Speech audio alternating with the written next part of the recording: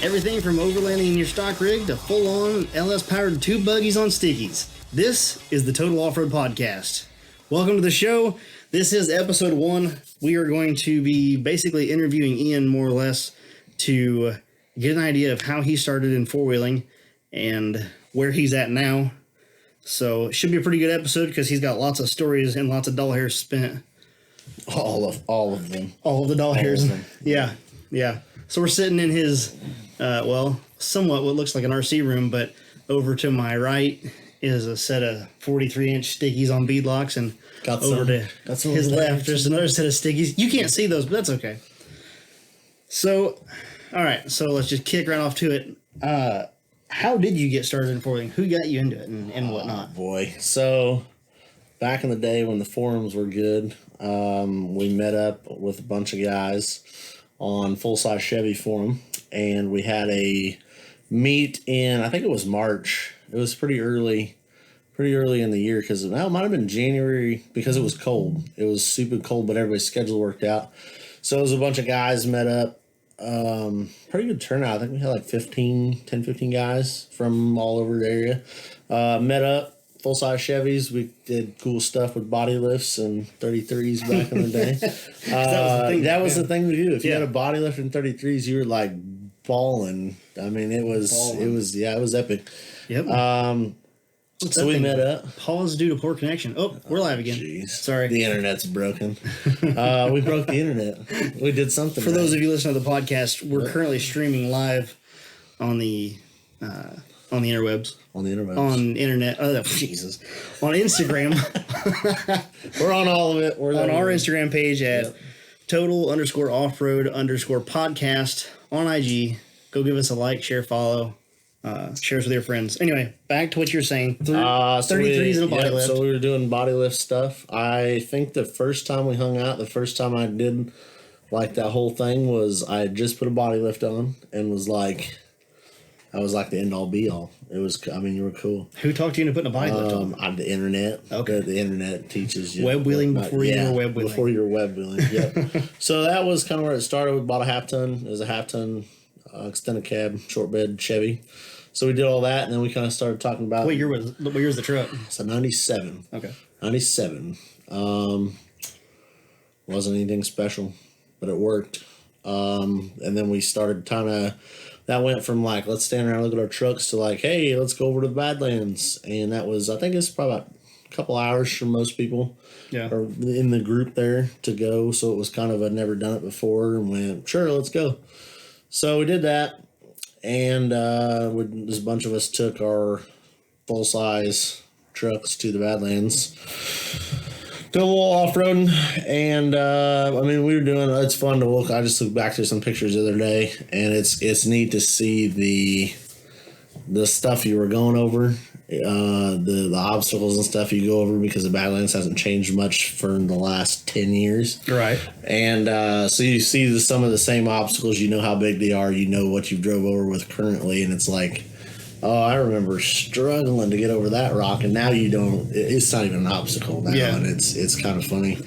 So we started doing the whole full-size wheeling with. We didn't have winches. We had 30-foot tow straps. We ended up with more trucks stuck, trying to get other trucks unstuck. I mean, but hey, we were off-roading, doing the thing.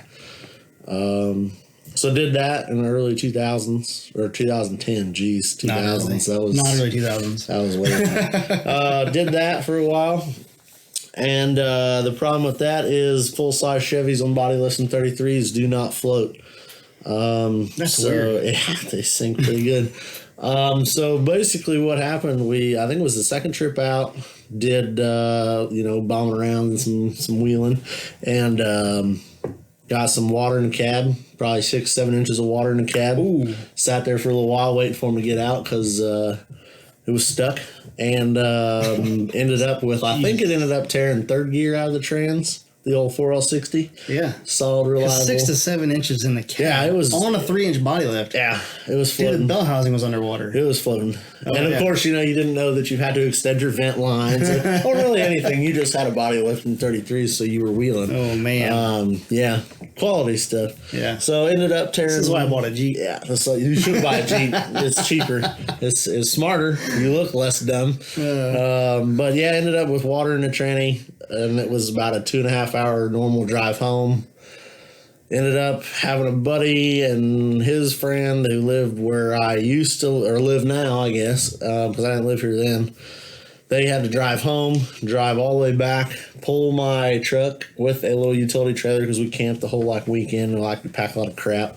Towed that thing all the way 2.5, 3 hours. Normal drive. It took, God only knows how long it actually took to get back home. The battery on the truck was dead. Yeah. From having the flashers on. That's how long it took to drag this thing. It was 80 miles. Yeah. So ever since that was my experience. That's why I'm not an overlander. I could not. That was wrong. I was done. I was done after that. I was like, I got to trailer everything. You put the trailer on the trailer. Couldn't do it. So then I was like, I will not go off-roading in my day, because I was daily driving the truck too at the time. So it was it sucked. So then you had to work. So what did you have to do when you got home? I don't even remember. Thank God. I think it was just blocked that out of your mind. It was just bad. Just forget all those years. So that's the thing, because you're daily driving it. It was bad. Right. Do we have some people following? Little Tadlock's following us. He's not doing much. 400 Mud Clan is still following us. I gotta get in here real close and see. Look at this lighting though. This is good. It makes us look better. So after that, did the whole I will not go wheeling without a trail rig. I was on the trail rig. I drank the Kool-Aid. I drank the Kool-Aid. On the ride home. Yeah. I drank it. Bet you did. It was bad. Whole gallon. Yep. So I always had a thing for old Toyota pickups. So I always wanted to build I always wondered how you acquired that truck. It's just something about the way, and honestly, the one thing that sticks out is the fender line is you certainly don't have to explain to me what you loved about the Yep. Toyota. I never heard the story as how you actually how you acquired it. Did you just get on the internet and find it? So where'd it come from? I want to say I found a guy down. It was an hour south of me. Was selling a Toyota pickup. And it had no bed. It had no floors. I think it had a 22R, I believe, because it was an 85. So it was the last year for the straight axle. We don't want to tell them what you did to it. Oh, it was bad. So I brought it home, cut the frame in half, full back half.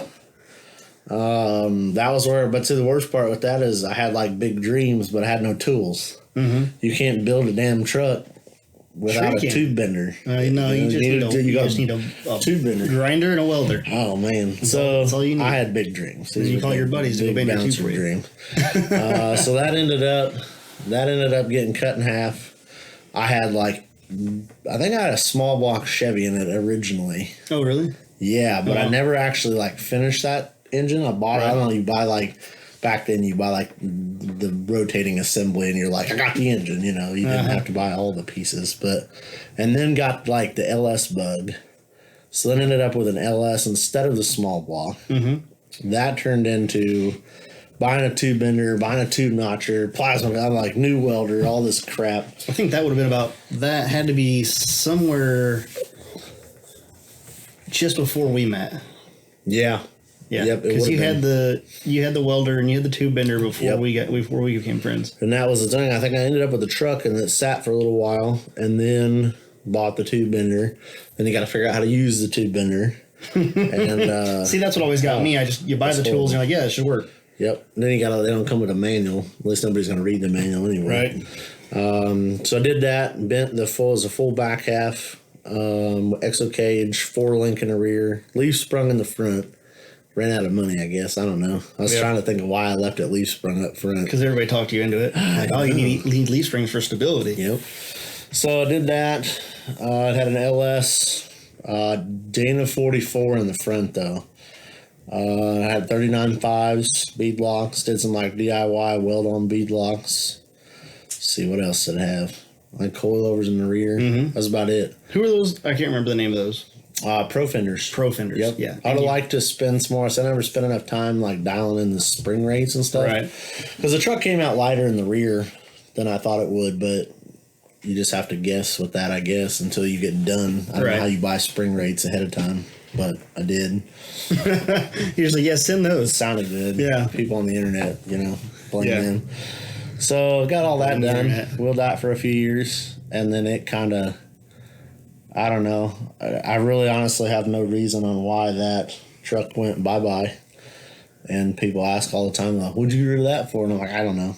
No clue. Yeah. I just kind of I feel like you learn some stuff on the first one you build, and you want to, man, if I could start over and do it again. But you can. But you can't. And that's the best part is they make new trucks every day. They do. So took that thing out to pasture, and then Did you wheeled it once?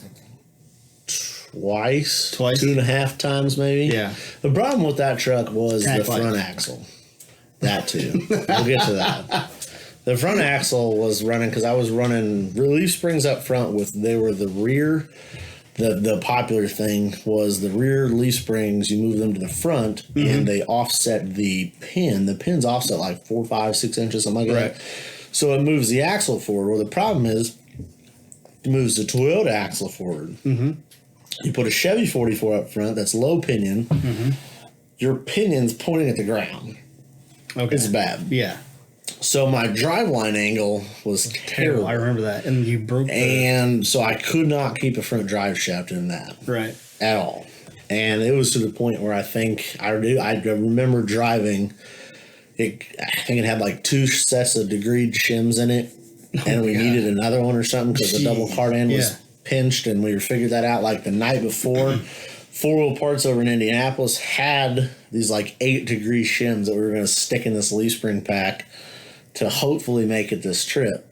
So I drove. So it looks like a giant piece of pie 3 inches of wedged into this thing. 3 slices of pie. Cow. 3 slices. Drove like 4-hour round trip to Indy in the middle of the night to get these.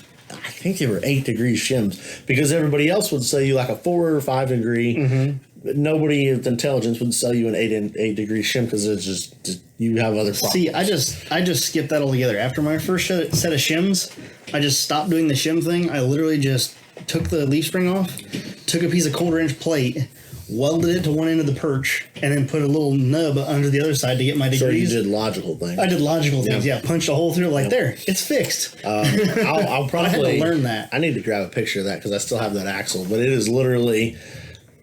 It's like one of those not proud moments, but you're like, yeah, but it's still cool. It was like 3 shims, and we welded. It's like when you put 6 sets of spacers on some stance. But we welded them all together. You did? They were steel. It was, yes. Okay. Because the worst part was, like, what if these all spit out of here? Exactly. That's going to be a bad day. So we just welded all that shit together. I think, don't quote me, but they might be welded to the leaf spring purge, too. Nice. Don't know.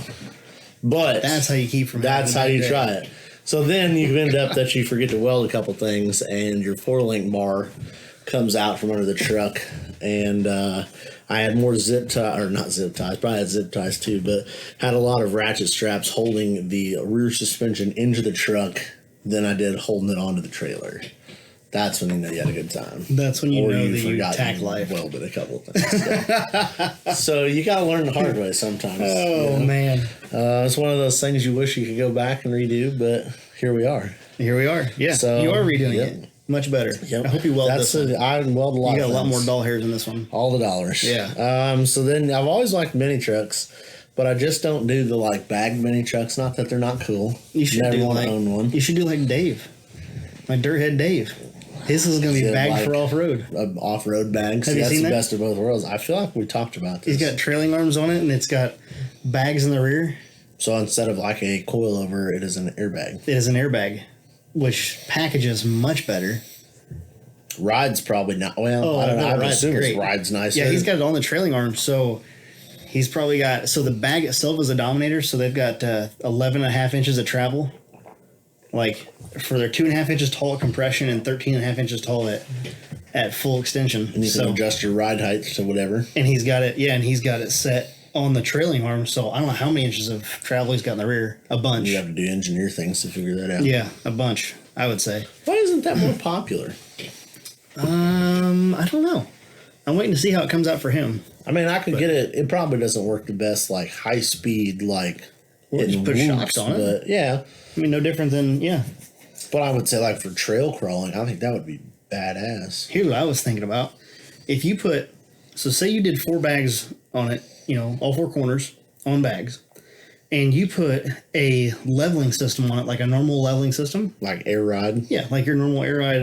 Yep. I can't think. AccuAir does one, I believe. Yep.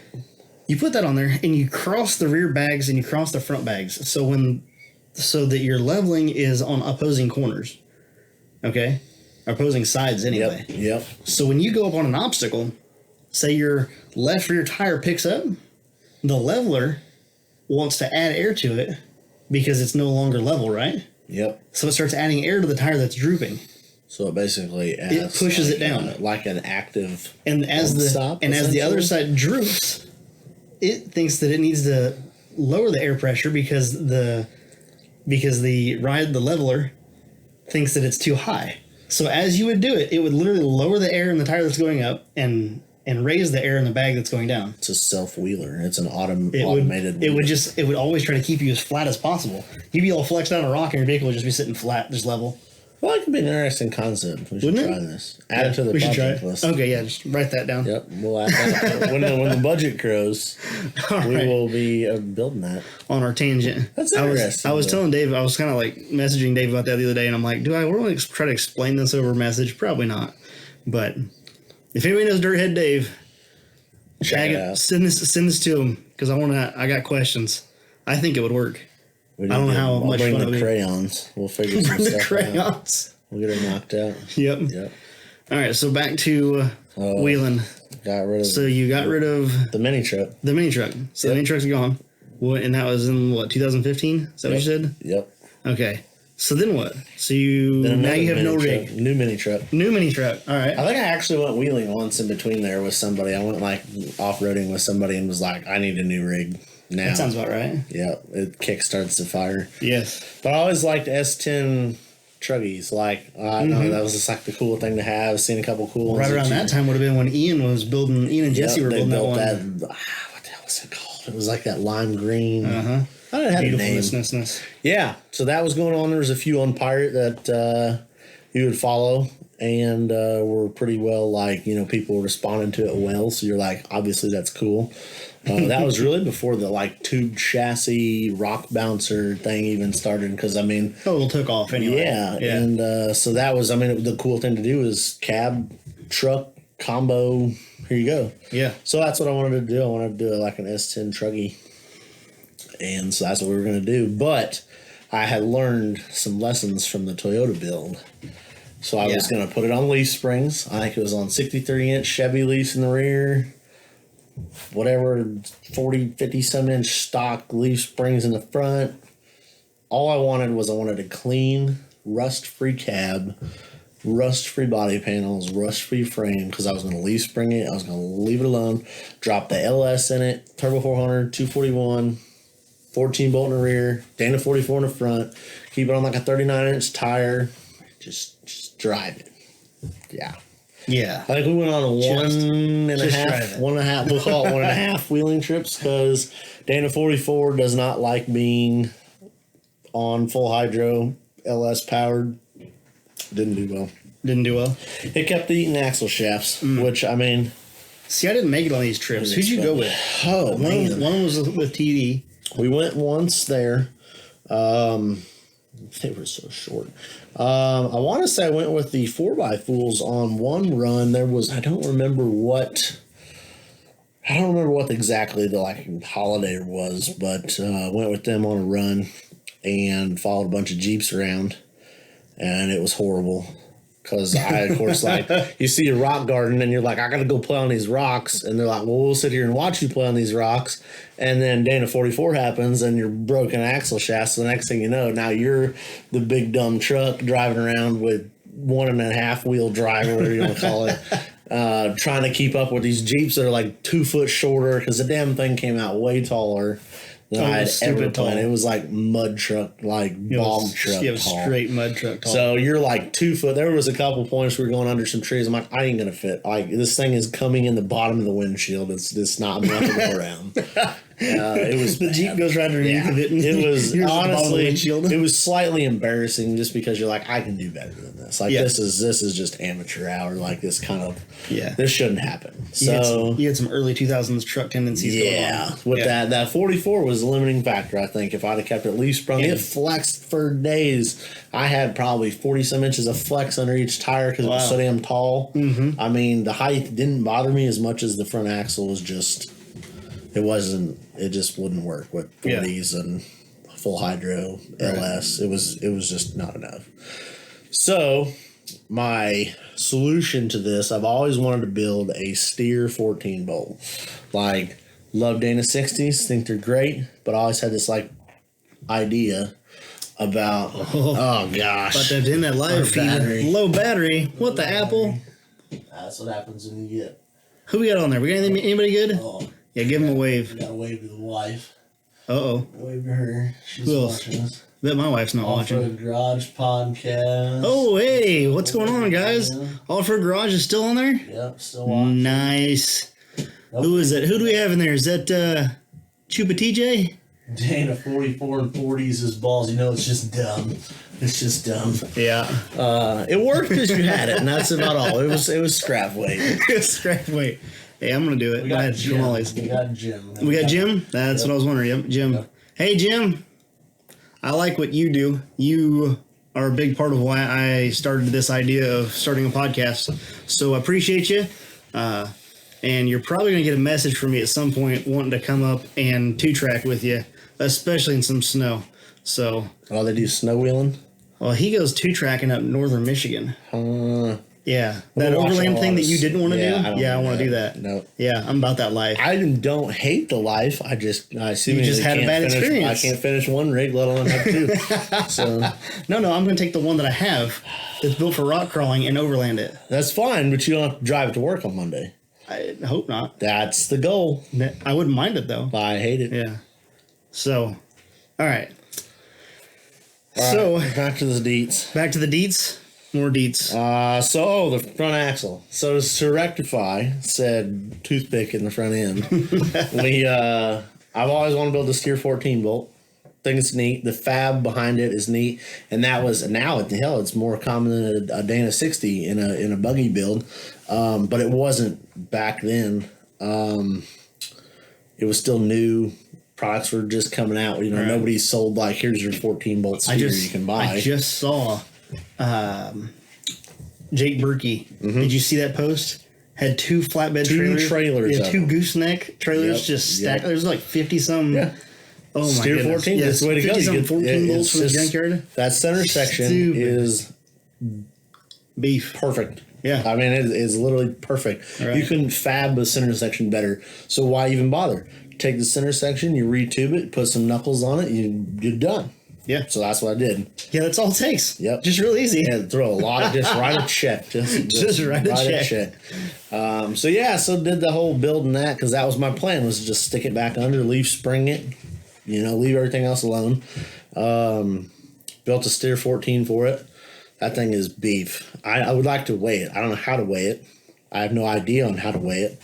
Throw it in the bed of the truck? I'd throw it. I mean, you're not going to throw it far. Yeah. That's the problem. Well, so you throw it in the truck, go weigh it, and then come back, take it out, and go weigh the truck again. I don't lift it.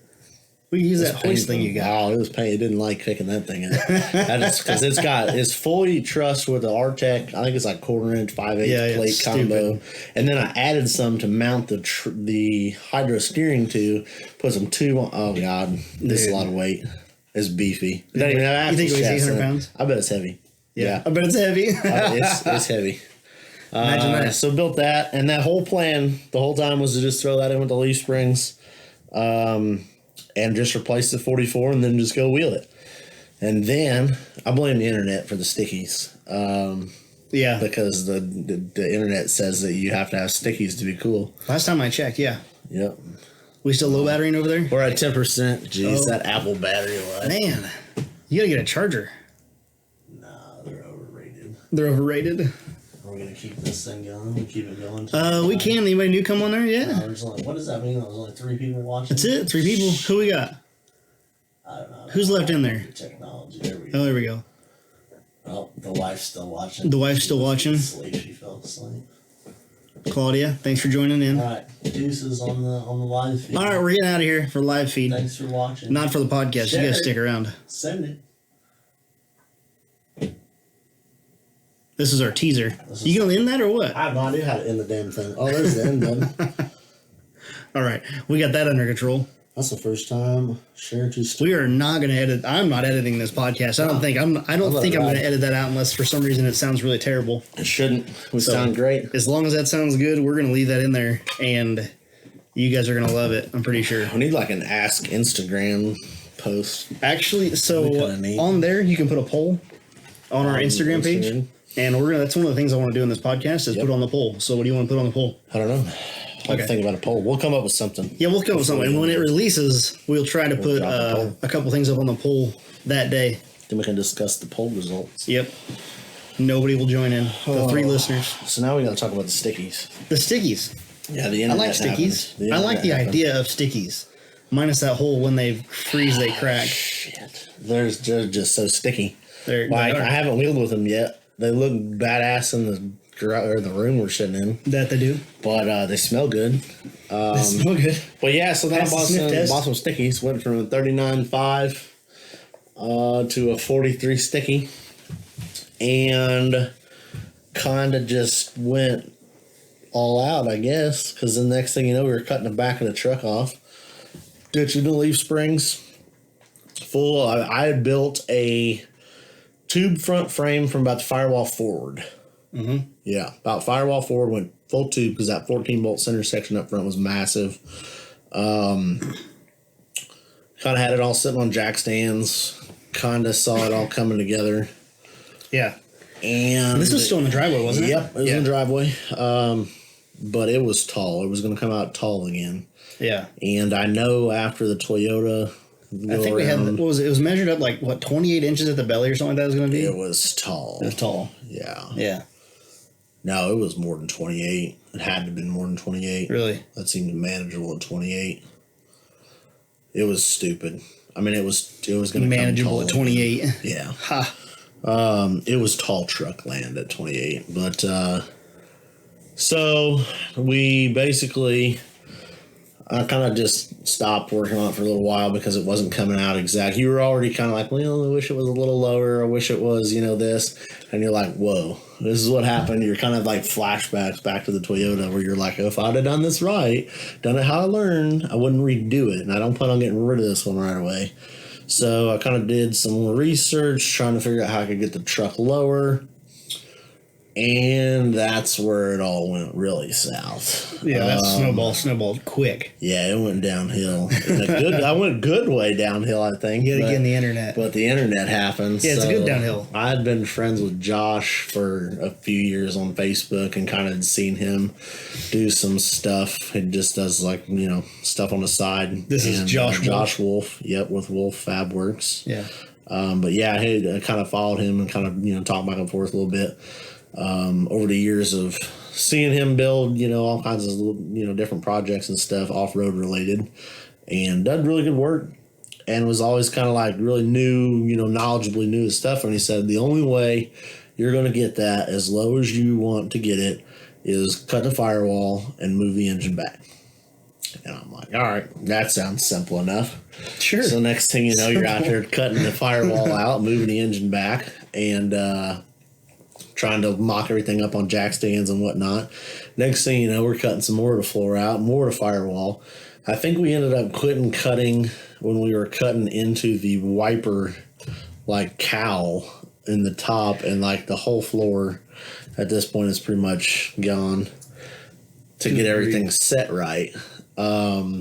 So somewhere in there I decided to go with a doubler, with a 203, 205 doubler instead of the 241. I always wanted to build one of those too, so that was kind of a fun fab project. Mm-hmm. So the next thing you know, I was just kind of done. I was like, I am over my head as far as like I can see what I want.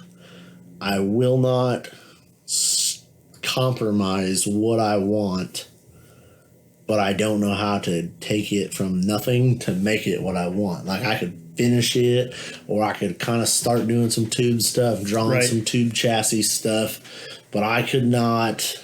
I don't know. It's probably just lack of ability and never done it. Build a full tube chassis without some kind of guidance or help or suggestion or start, really. So, but I could see it in my head how I wanted it. And so that's where he stepped in again. And we partnered up and I hauled all my junk down there with some tube. And he worked some magic and did killer job on some tube chassis. So on what is now the body dropped dime piece buggy. Yep. So basically body dropped a S10 cab onto a full tube chassis. See, you do like doing mini truck things. Oh, mini truck things are great when they got 43-inch stickies on them, you know. But so yeah, so I mean the lines on the chassis flow from the front to the back. And that's one thing I know he said he prides himself on is not having a lot of dead stops in his tube work because it looks better. And the first time I saw the chassis where the front shock hoop that comes up from the frame out the hood, back through the hood, down under the cab, and down along the rocker, and then through the rock, like down on the rocker panel, and then comes back up and is also your rear shock mount. Yeah, and all ties in beautifully. I was just mind blown. I mean, it's the level of work is top notch. Yeah. Then the fun part started when he got done and kicked it back down the road, because then I got to finish it, and that's where we're at now. Is just taking my time. Finally got it inside from the garage for the winter. Working on getting, it's every little thing. The worst part is right now with seat mounts. The problem with the seat mount is the seat mount sets how far you want to put the dash away from the seat, which says where you want your shifters to go, which says where you want your floor to go. And it's just like... Just pick a location. Yep.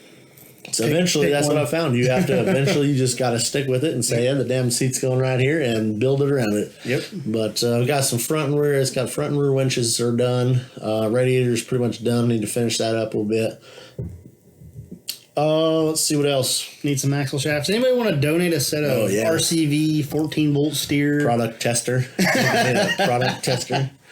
My problem with that is I need to decide whether I want to go RCV or not. Like, do you just bite the bullet, like buy once, try twice, or do you just buy once, try three times? The worst part is last time I priced them out, and I don't remember the exact number, but they were only like a couple $100 more than a set of Dana 60 chrome all shafts. They're not like it's not that far off. It's really everybody used to bitch about the axle shafts are so expensive for a 14-volt steer.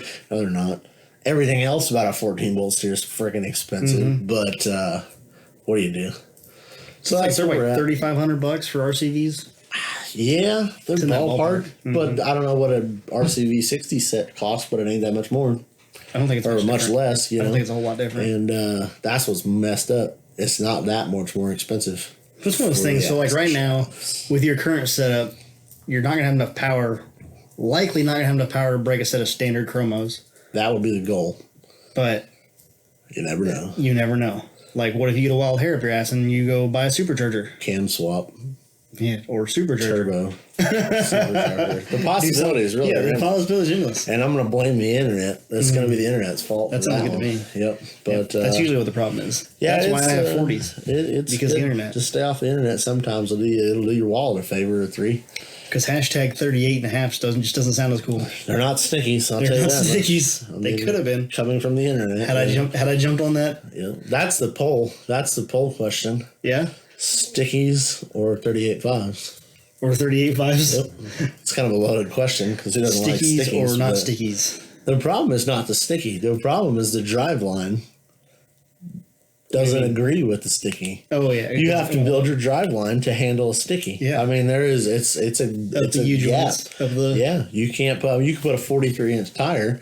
You can put the same tire in non-sticky and probably not have a problem. You go sticky, game over. So what do you do? You just buy stickies and then start buying all the hard parts. I know. I'm gonna ride around on the street with the stickies and look when you're cool. building, but so like when you're building a trailer, what I would call it, what you could call a trailer queen. Oh yeah. One thing is trailer to and from there. It's a dedicated trail rig. Yep. When you're building that, it's how big do you want to go? Like stickies isn't a big deal because you're not driving on the street. It's no big deal. Yep. And that's why it's crazy. That's why I love off-roading, because you can go you could drive your stock Jeep right off the dealer lot. And I've done it. I have not personally done it. I've been out-wheeled by people that have done it. I don't remember. I don't remember where we went, but I remember his rig wasn't done. He brought his girlfriend's Jeep, and he out-wheeled the hell out of everybody all weekend. And I'm like, this is crap. I don't remember what it was. I try to block these memories out, but his girlfriend's Jeep outwheeled the hell out of everybody the whole weekend. I'm like, this is crap. I built this damn thing to outwheel everything, and here I am, a stock Jeep on all terrain tires, just showing us up. Yep. But that's the awesome thing. You love watching people get into it and overlanding and camping, and I like that whole concept of it. I just one bad experience just ruined it, and I'm like, trailer queen. I'm hooked. I got a nice daily, got a trailer.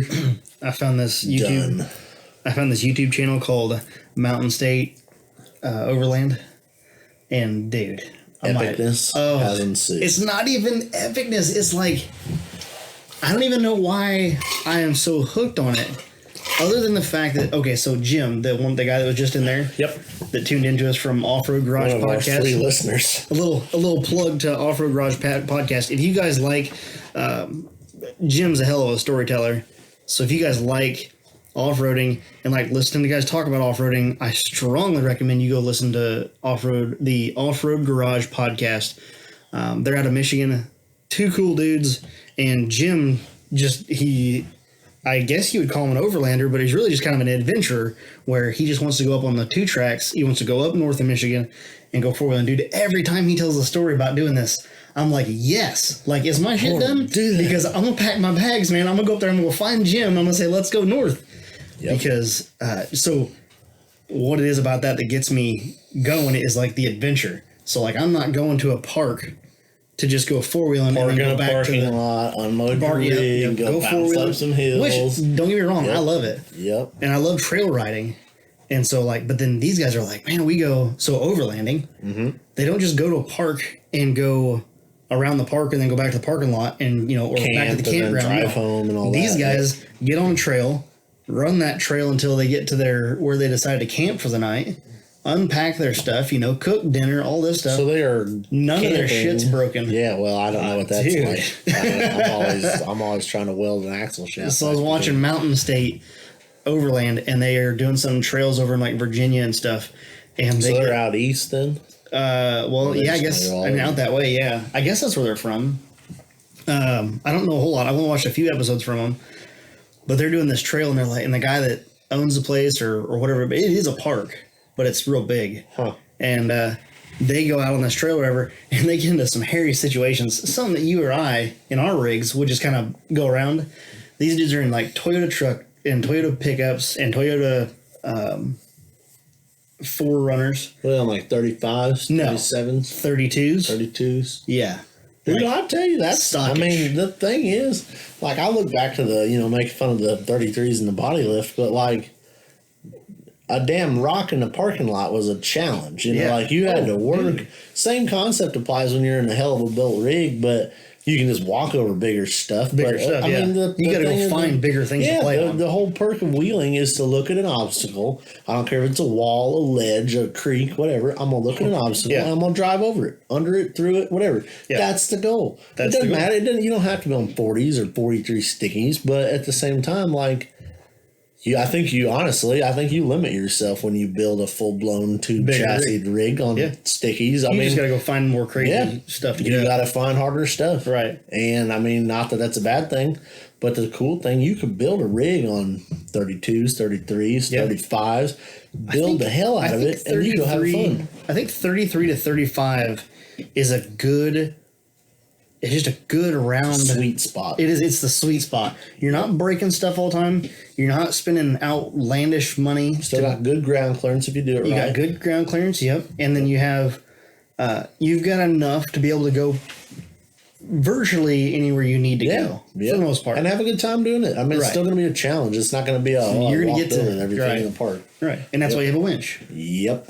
And that's one of the things. If you're going to do crazy trails on a smaller rig, so these guys, they got on this thing, and I think they had winches, but nothing to winch to on this obstacle. They stacked like 12 max tracks to get this thing set up high enough, like to get over this one like rock, because the ledge was like 24 inches. Good Lord. And they're trying to get him up, but they got him up. But he said, "Well, it took us like 2 hours to go 300 yards." I was like, "Oh my god." But hey, but that's the adventure. So at the end of the day, they get everybody through it. They get to the top. They pull out all their gear. Nothing's broke. Probably nobody's hurt. Yep, nobody's hurt. Nobody died. Nobody's tired. Like nobody, they may be wore out, but not like crazy. But it's that's the fun of it. And I don't know if I could have a dream world, that'd be it. I'd have my badass buggy in the one corner, and I'd have a nice overlanding. Like I would love to do. Here we go again, another S10 pickup on like 33s, 35s, solid axle. But leave the damn drivetrain alone. Yeah. Like leave the LS at home. All that, and just go. I mean, even if you don't even overland it, even if you just go wheeling it on the wheel, I would love to go buy another half-ton Chevy on 33s and a body lift on IFS and wheel the hell out of it. I'm gonna tell you right now, I think it'd be fun. Taking the Liberty out, I bet that's the same concept. An eye opener. Yep, absolutely same concept. Awesome, because you go out and you're way smaller than anybody else. People are looking at you like you're crazy because you're out there in a Liberty. I mean, we go to the Badlands. Is our like closest park. It's like 60 miles away. Home base. It's home base. Yeah, that's test run right there. Yep. That's where you take everything for a shakedown. So Badlands is typically like if I need to get away for a weekend, like that's where I'll run. Just run over there. You can do a day trip. You can leave here at 6 a.m. or 7 o'clock in the morning. Get over there with the time change, and still you can wheel till 1, 2 o'clock in the afternoon and be back over here. For dinner time. Yeah. Yep. It's just a quick day trip. Solid day of wheeling, and provided you don't break anything. Make it home. Or you just throw on a trailer. Oh, there's the Weifel unit. I can't answer this while I'm doing this. Shit, you didn't put us on like send her to voicemail. Send her to voicemail. Yep. I did. I sent her to voicemail. I don't know how I'm gonna do this. I feel like we shouldn't even edit her out of there because we're just gonna leave it in there. We have to shame her for calling You have her number in here? I should. You should? Should. I don't have your passcode. Oh, jeez. We'll give the world no Sorry, podcast world. The wife is trying to call me, and I'm over here not being able to answer the phone because we're recording with it. Nope. Don't. I will Facebook Messenger. No, that's fine. Just text her. I don't have her. Oh, you I'll put it in there. Just get me to the texting areas, and I'll text her. I had to look up my wife's phone number the other day for my emergency contact. Do some bantering while I spend. I measured the wheelbase on the dime piece. It's a 131 inch wheelbase. Belly should be about at 24, 25 inches, I think. Full flat belly skid, sitting on 18 inch travel shocks, about 10 inches of shaft showing. It's only 82 inches tall, so it's gonna be badass. It's gonna be low, long. It's got we didn't even talk about the fenders. It's got custom stretched front fenders. We didn't even talk about that. One of them sitting right here in the room with us. Got it right there. Yep. I hate bodywork so much it sucks. Josh started he went full gung ho. I love it. I hated it at the time, love it now, because I get a picture one day of my hood, my cow hood, brand new cow hood, perfect condition. Next thing you know, it's cut up, it's welded back together, it's got holes in it, and the shocks are sticking out of the hood. And now I wouldn't change it for the world. It looks so badass. Love it. But that's the part of pushing the envelope. It looks good. You push the envelope and cut your cow hood up, and next thing you know, you got stretched fenders on a body drop dime piece buggy. That's it. I like it. Yep. Need to get it done. Need to get some seats mounted.